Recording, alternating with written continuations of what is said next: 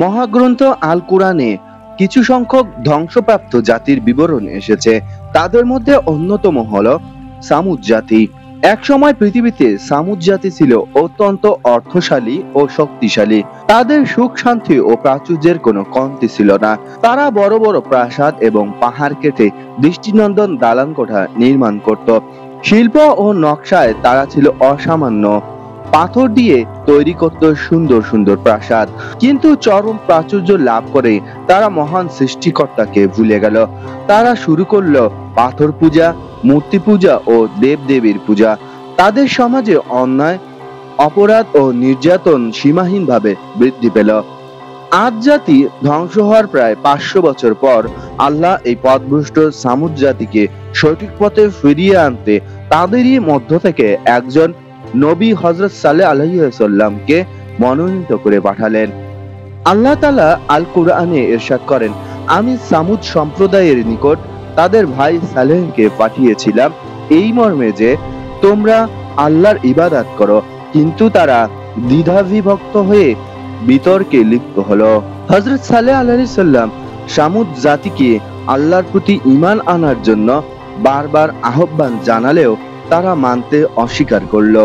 অল্প কিছু সংখ্যক লোক ঈমান আনলেও বেশিরভাগই তার কথা শুনলো না। বারংবার দাওয়াতের জবাবে সামুদ জাতি অধ্যত্তা দেখালো এবং হযরত সাল্লাল্লাহু আলাইহি সাল্লামকে একজন সাধারণ মানুষ হিসেবে প্রত্যাখ্যাত করলো।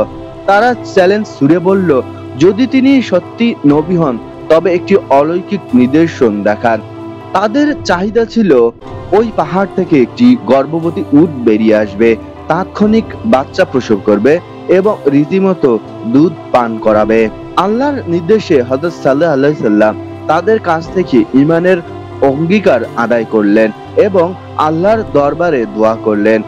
সঙ্গে সঙ্গেই পাহাড়ের ভিতর থেকে এক অতি সুন্দর উট বেরিয়ে এলো এবং একটি বাচ্চা প্রসব করলো। এই অলৌকিক দৃশ্য দেখেও সামুদ জাতির অনেকেই তাদের ওয়াদা ভঙ্গ করলো এবং ঈমান আনলো না। সামুদ জাতির পানি পানের জন্য একটি কূপ ছিল, যেখান থেকে 7টি গোত্রের সবাই পানি পান করত। অলৌকিক সেই উটটি একদিন পুরো কূপের পানি পান করে শেষ করে দিত। আবার অন্যদিন সবাই উটটি দহন করে মহা তৃপ্তিতে দুধ পান করত, কিন্তু উটের বাটির দুধ সামান্য কমতো না। হযরত সাল্লাল্লাহু আলাইহি সাল্লাম সতর্ক করে দিলেন যে এটি আল্লাহর বিশেষ উট, কেউ যেন একে কোনোভাবে বিরক্ত না করে, অন্যথায় কঠিন শাস্তি নেমে আসবে। আল্লাহ তাআলা বলেন, আর হে আমার কওম, এটা হচ্ছে আল্লাহর উষ্ট্রি যা তোমাদের জন্য নিদর্শন।